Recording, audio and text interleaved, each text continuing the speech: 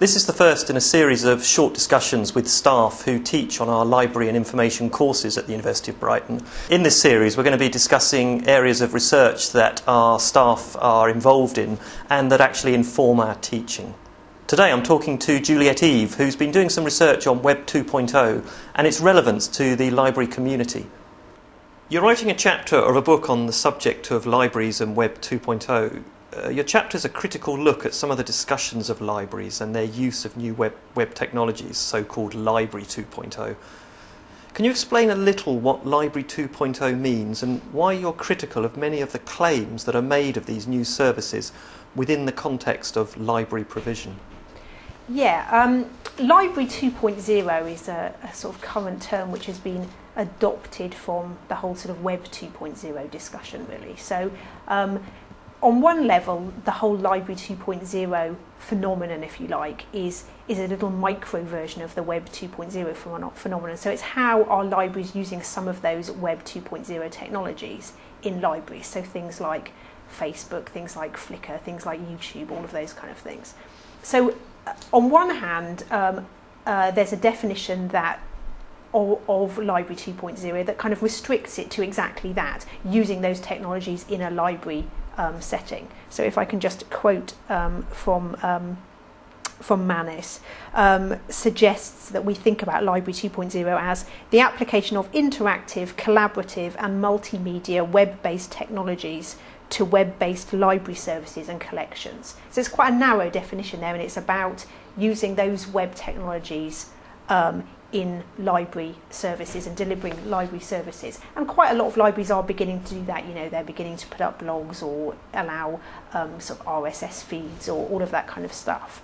And I don't have a problem with that, and I certainly think that that's quite a nice, tight definition. Where I start to worry that the whole Library 2.0 phenomenon is sort of becoming sort of, if you like, more of a rhetorical flourish than it is a reality, is when people start conceiving of it in a way to suggest that it's a radical new definition of what libraries are doing. Now my research focuses on in the public library area, so I've been looking at these the application of these technologies within public libraries, and a lot of the debate about Library 2.0 is fairly understandably in a lot of the blogs on the web. So there are a number of quite well used library blogs, and some of the definitions in those blogs are the kind of definitions that I take issue with.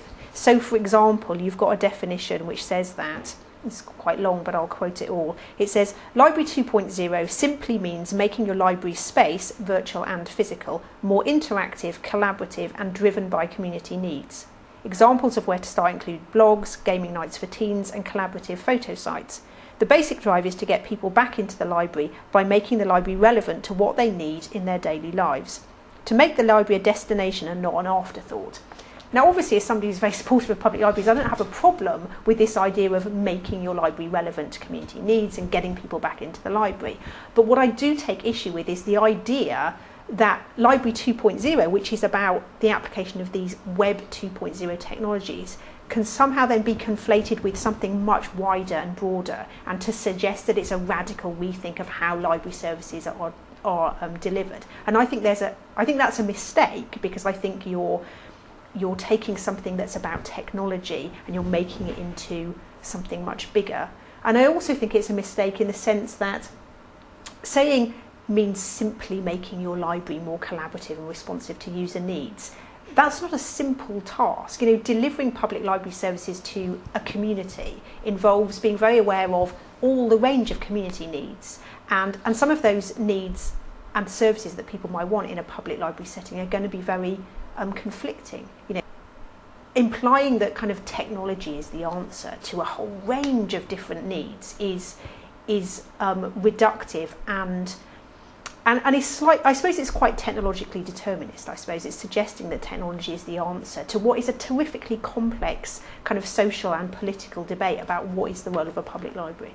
Okay, well, picking up on that point then about, you know, the physical spaces, and I know in the chapter that you've written, you place an importance on physical spaces. Could you just perhaps tell us a little bit more about why you think the importance of these spaces has been neglected, and maybe why it should be emphasised, in your view, more as a core function of the library? Yeah, I think if you think about what assets public libraries have, they obviously have the assets of their collections and their staff and their buildings. Now, I know obviously many public library buildings in the country are in dire need of attention, but if you look at where new public libraries have been built or have been refurbished, then that often is a real focus for kind of community engagement or re-engagement with the library service.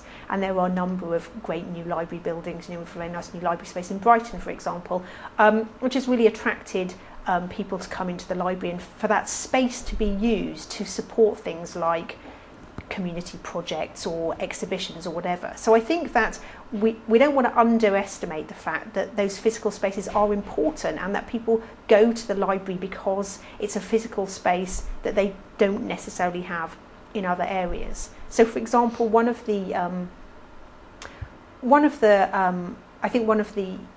ways that people think that Web 2.0 technologies can particularly help deliver library services is in directing library services towards young people. Young people, the Google generation, supposedly, that's where they're very comfortable and they inhabit those kind of social spaces, social networking spaces.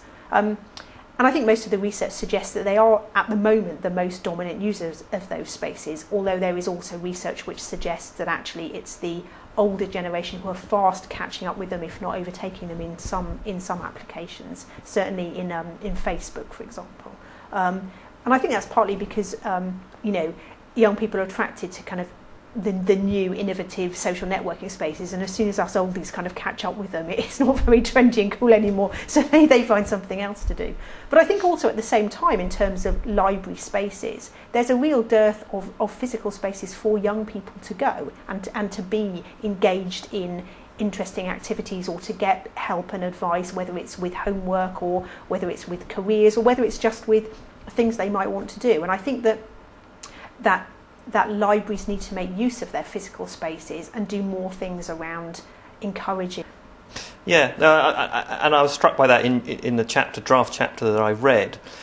But I do wonder whether maybe your arguments that you put forward, and I share some of your concerns, not all of them necessarily, but I wonder whether your arguments could be used perhaps as an excuse by some librarians who perhaps are not that confident in their use of new web services, maybe used as an excuse for actually not implementing, where appropriate, some of these new technologies, whether they're Web 2.0 or whatever. I wonder what you think about that. Yeah, no, I think that's a really valid point and a really valid concern, and I think there's, we've seen it sort of 5 or so years ago with the whole development of the People's Network, that there has been there had to be a major kind of upskilling, if you like, of the library workforce, and there are still a lot of people in public libraries who don't feel confident, working with ICTs and don't necessarily feel confident in that web environment. And I think, I wouldn't want I suppose I just want people to be a bit more cautious and not to make grand claims for something, but to see it more in perspective. And I wouldn't want that to be interpreted as we don't need to bother with any of this stuff.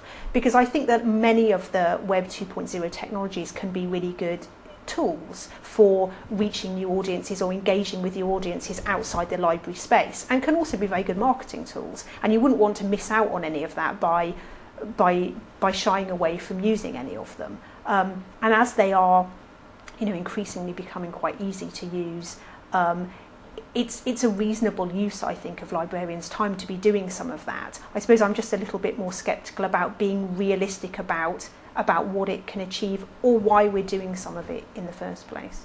Okay, well, I think this is a debate that's probably going to go on for a while, so I'm sure. We'll leave it there, and thanks very much. Thanks, Martin. To download a talk I gave on Web 2.0 recently, both the slides and the audio recording, visit the link shown here, or feel free to contact me on the email address shown. For more information about our postgraduate library and information courses at the University of Brighton, visit our blog informationmatters.net.